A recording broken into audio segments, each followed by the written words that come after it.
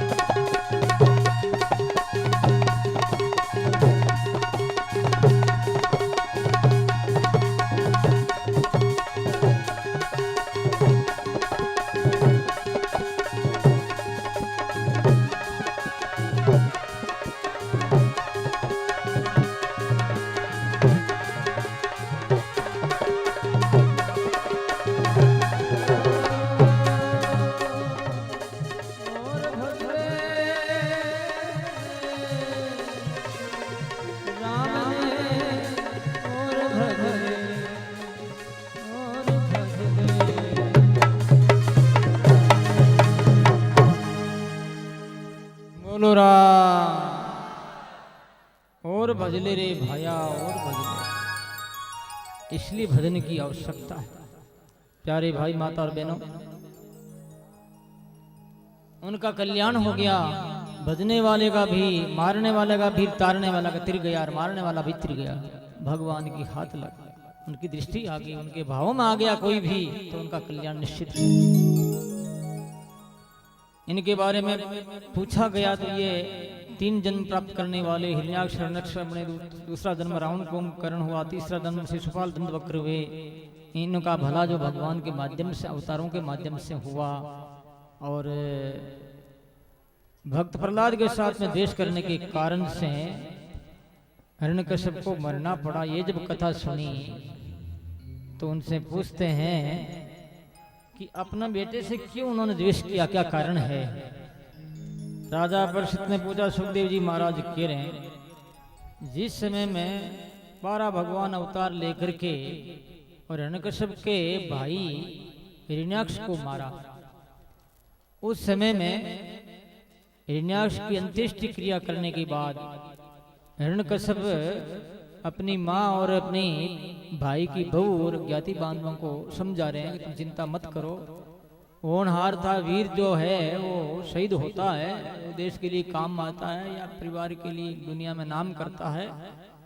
इस प्रकार इत्यादि बातों के द्वारा उन्होंने दृष्टांत देकर के समझाया और राक्षसों को कह दिया कि जितने जो ब्राह्मण है यज्ञ वगैरह करते हैं उनको विध्वंस करो, उनको मारो, साधुओं को भी मारो, गऊ को मारो, इत्यादि आसुरी संपदा युक्त ऐसे जो बेकार कर्म है, ऐसे कर्म तुम करो। क्योंकि ये जड़ धर्म जो है विष्णु की जड़ है, जो धर्म ही नहीं रहेगा तो विष्णु मर जाएगा अपना आप। और खुद अजर अमर बनने के लिए मंदराचल पर्वत पर जाकर के तपस्या करने लग गया। और राक्षसों ने धावा बोल दिया। 36,000 वर्ष तक तप किया उसने। ब्रह्मा जी प्रकट हो गए। ब्रह्मा जी बोले, बोल वरदान मांग ले, क्या चाहता है। तो वो कहता है, हिरण्यकश्यप नांतर बहिर्दिवानक्त मन्यस्मादपि चायुधि ने भूमौ नाम्रे मृत्यु ने नरी ने मृगैरपि। ब्रह्मा जी से वरदान मांगता हो कि मैं नर से मरूं नहीं, पशु से मरूं नहीं, नख से मरूं नहीं, अस्त्र से मरूं नहीं, शस्त्र भूमि में मरूं नहीं, बारे मरूं नहीं, भीतर मरूं नहीं, ऐसा वरदान मांग लिया। ब्रह्मा जी ने कहा तो बेईमान, लेकिन कह दिया मांगने को अब नहीं दूंगा तो ठीक नहीं, तथास्तु कह दिया कि ऐसा ही होगा। ब्रह्मा जी चले गए। अब वो आया अपने मां और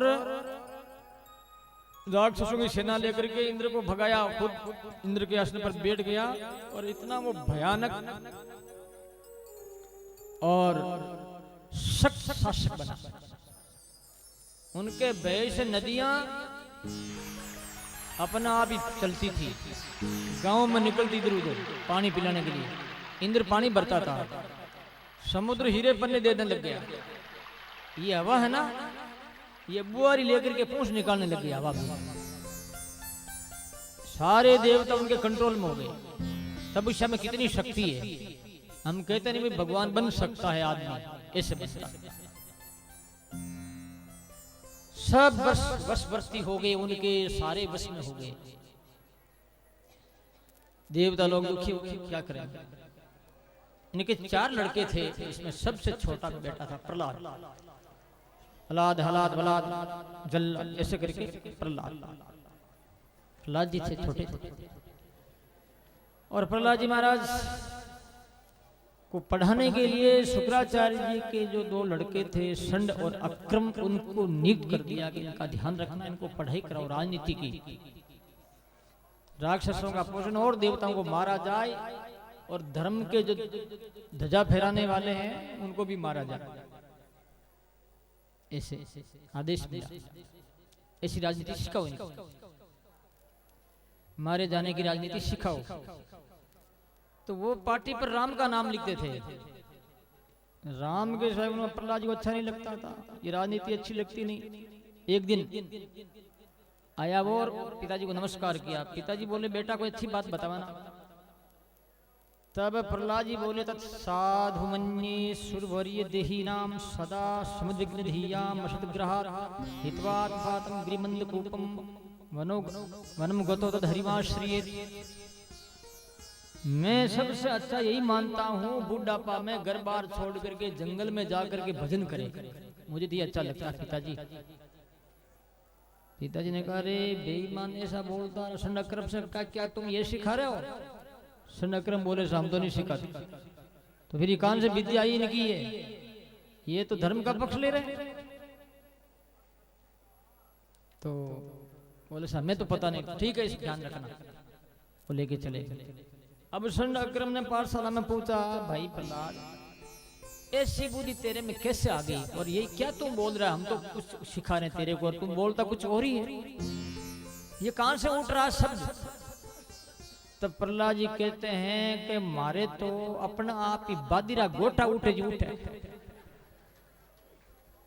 बादिरा गोटा उठे जी उठे करूंगा। मैं तो घणी कोशिश करूं उठे मत ही उठे निकले। बोलो राम। तो कहा ठीक है। फिर उनको पड़ा कोशिश की, प्रयत्न हो रहा है।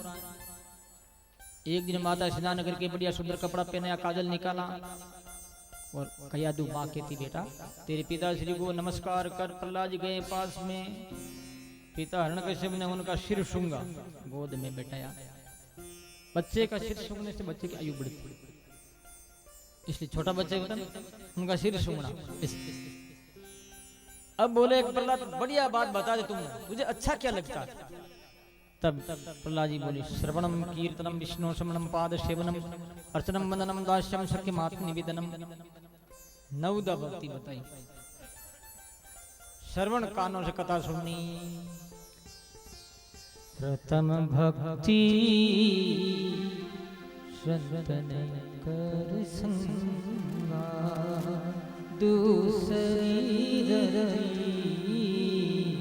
मम कथा प्रसंगा। श्रवण रामायण में नवदा भक्ति आती है, ऐसी भागवत में नवदा भक्ति। अब आग बबूला हो गया और उसने क्या किया, प्रहलाद जी को पकड़ करके जोर से फेंक दिया और आदेश दे दिया राक्षसों को मारो इनको, काट दो, खत्म कर दो। अब राक्षस लोग पड़ गए पीछे, उनको मार रहे हैं। पहाड़ के ऊपर चढ़ा करके नीचे गिरे, अपार फूलों जैसा हो गया कोमल। नदी में डुबाते हैं पत्थर बांध करके, तो पत्थर ऊपर आ जाता है, वो ऊपर बैठे हुए माला फेरते मिलते हैं। जहां भी जैसा भी किया, आखिर करने वाले मरने लग गए तो दुखी हो गए उनके माँ बाप, उनको भी जिंदा किया। प्रहलाद जी दयालु है। अब संडक्रम कहता है आप जाने दो, हम कोशिश करेंगे, समय लगेगा कोई बात नहीं। फिर प्रहलाद पढ़ने के लिए गए। एक दिन छुट्टी मिली उनको। छुट्टी क्या मिली उनके संडक्रम में, कोई जरूरी काम था, श्राद्ध वगैरह कोई, चले गए वो। पीछे से प्रहलाद ने देखा मौका बड़ा सुंदर है, सारे बच्चों को बैठा दिया, भाई बैठ जाओ। अब खुद बीच में बैठ गया। बीच में बैठ करके बच्चों से कहता है वो, कुमार आश्रित प्राज्ञ धर्मान भागवतानि हे दुर्लभम मानुषम जन्म तदप्ये ध्रुवमर्थदम। भगवान की भक्ति कुमार अवस्था बाल अवस्था में ही करनी चाहिए। बुढ़ापा में भक्ति नहीं होती भाई, जवानी में होती है या बालपना। बालपना की भक्ति हीरापना का व्यापार है और जवानी की भक्ति सोनारा व्यापार है।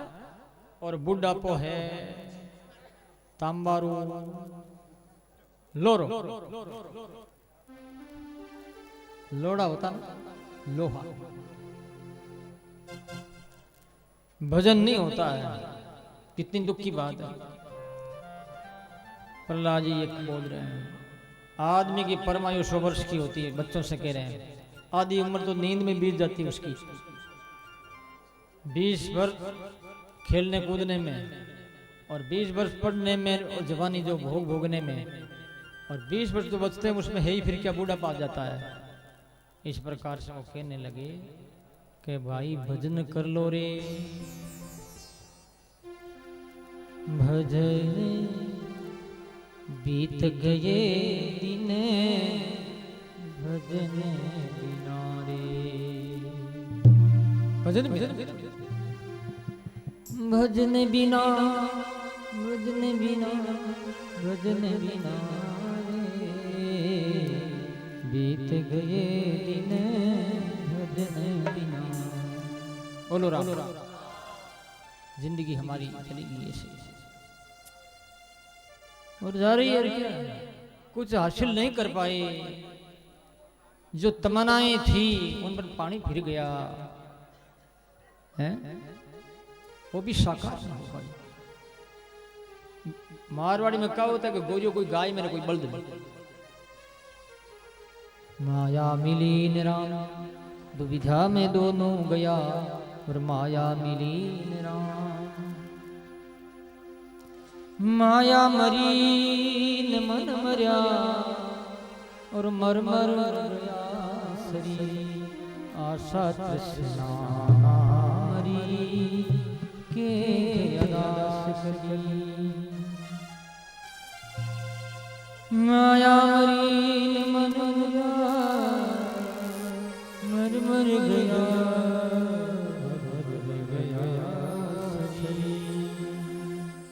ऐसा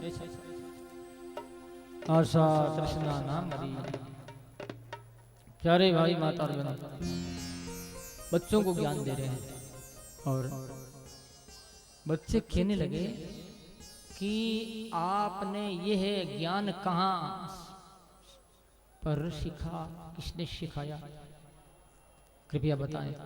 तब कहा कि मैंने मेरी माँ के गर्भ में नारद जी महाराज की कथा सुनी, गर्भ में रहकर भी कथा सुनी। जिस समय में मेरे पिताजी तपस्या करने के लिए गए थे, नारद जी ने नहीं इंद्र ने क्या किया, मेरी माँ का जादू का हाथ पकड़ करके ले जाने लगा। नारद जी ने छुड़ाया और नारद जी ने कथा सुनाई। मेरी माँ तो भयभीत थी, लेकिन मैं जो पेट में था वो कथा पूरी सुन ली, वो ज्ञान मैंने गर्भ में पाया है। तो इसका मतलब क्या हुआ कि गर्भ में कोई गर्भवती बाई होती है, पेट में बच्चा होता है, कभी भी उनको गलत काम नहीं करना चाहिए, अच्छे संस्कार हो उनके, कथा सुने, नाम जप करे। डॉक्टर तो कहते हैं बाहर मत उठाना, कुर्सी पर बैठना हो, नीचे मत बैठना। ये नहीं कहते हैं माला फेर तू राम राम करना है भाई, ये नहीं कहते। ये तो संत ही कहते हैं कि शास्त्र कहते हैं, और कौन कहेगा। परिणाम जो चिंतन का, विचारों का, संकल्प का, प्रक्रिया का गर्भ पर पड़ता है, गर्भ पर प्रभाव होता है। जो हम सोचते हैं, जो चिंतन करते हैं, वो सारा प्रभाव पड़ता है। तो इसलिए मैंने ये गुरु ज्ञान लिया है और नारद जी महाराज की कृपा में उनको गुरु मानता हूं। अब कीर्तन करने लगे। प्रहलाद के ही लड़कों से बोलो राम राम राम, बोलो राम राम राम, बोलो राम राम राम, बोलो राम राम राम, बोलो राम राम राम। प्रहलाद के ही भक्तों से बोलो राम राम राम, बोलो राम राम राम, बोलो राम राम राम, राम राम राम।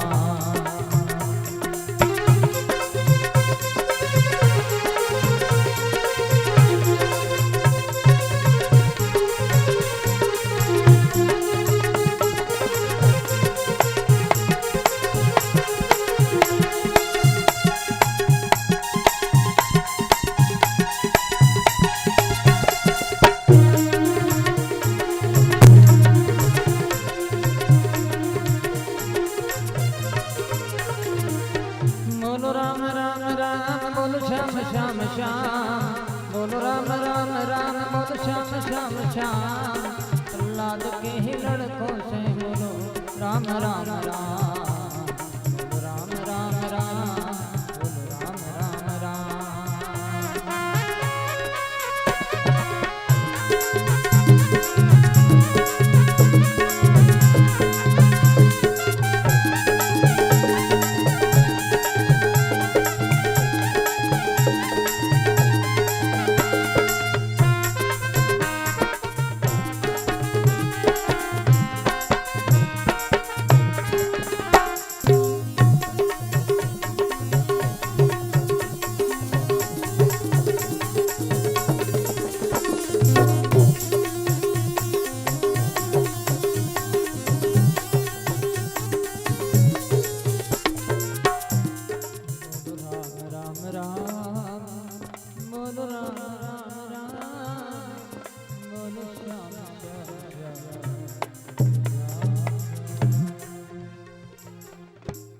बोलो राम।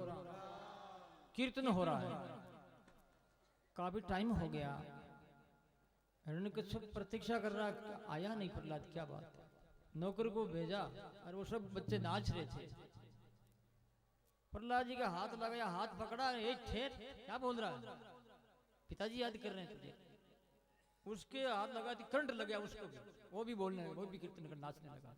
अब जो भी आवे सारे नाच, पूरा पूरा गांव नाच गया।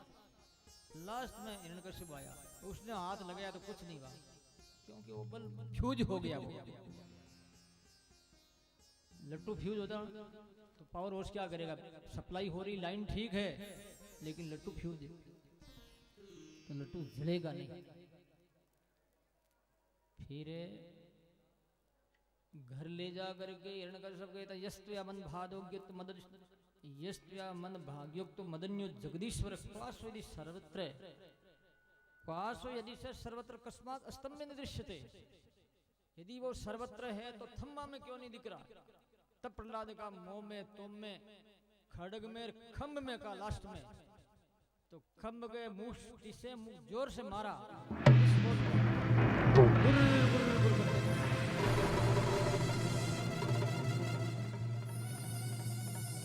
खम्भा करने लगा, गुर गुर गुर गुर गुर गुर।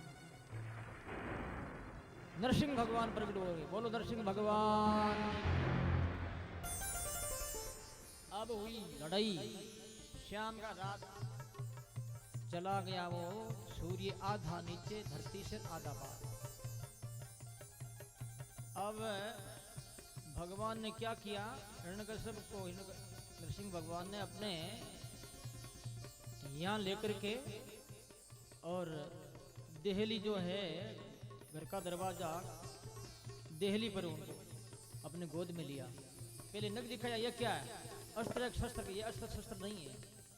तो रात है, एक दिन, आधी रात या दिन लगने, रात है न दिन, तो बोले भीतर है बाहर, ने भीतर है न कोई बाहर, ये सारे करा करके और उनके जब नखों से जो है नरसिंह भगवान ने उनका जो है गला से लेकर के इसे चीर दिया, जैसे डॉक्टर करते ना बाईपास सर्जरी, जैसे बाईपास सर्जरी हो गई उसकी, बाईपास नहीं पूरी सर्जरी हो गई। और आंतड़े निकाल लिए, निकाल करके गले में भगवान ने गलम पे दिया। अब विचार करें, भगवान ने राक्षस को मारा और आंतड़े उनके गले में क्यों पेर लिए।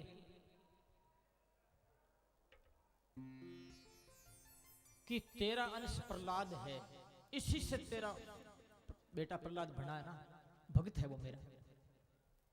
ये तेरे आंतड़े पूजनीय इसलिए है कि प्रहलाद जैसा बेटा हुआ, इसलिए तेरे आंत को भी मैं फेरता हूं, भगवान के।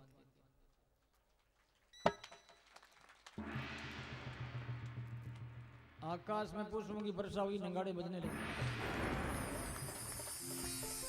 उसका तेज भगवान में लीन हो गया। अब भगवान को बड़ा क्रोध आया हुआ है, बहुत देवता लोग स्तुति करते हैं, प्रसन्न हुए, और वो लक्ष्मी गई तो भी भागी वापिस।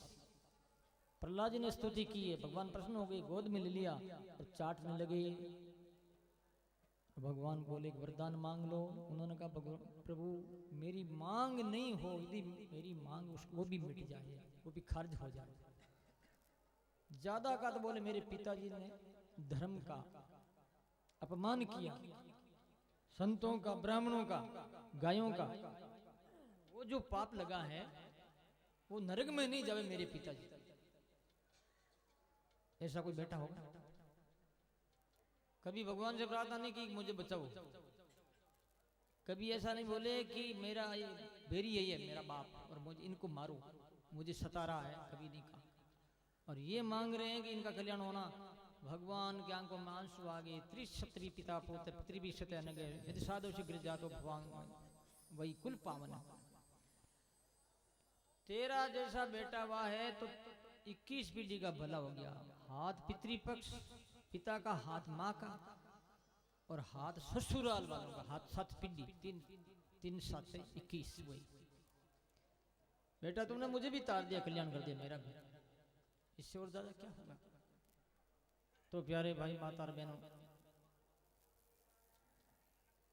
अब जो है भगवान शांत हुए हैं तो भगवान कहने लगे ऋतु के लोगों से, भाई तुम ऐसा करो, राज्याभिषेक करो, इनको जाकर संस्कार कर दो। प्रहलाद जी को राज्याभिषेक कर दो।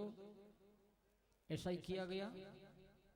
और उसके बाद ब्रह्मा जी स्तुति करने लगे। भगवान बोले ब्रह्मा जी से, ऐसा कभी किसी को भी वरदान नहीं देना, क्योंकि सांप को दूध पिलाएंगे तो वो जहर ही होगा, वो दूध नहीं रहेगा। भगवान के करके अंदर ध्यान हुए हैं। इस प्रकार से भक्त प्रहलाद की रक्षा हुई। तो इन वास्ते कहते हैं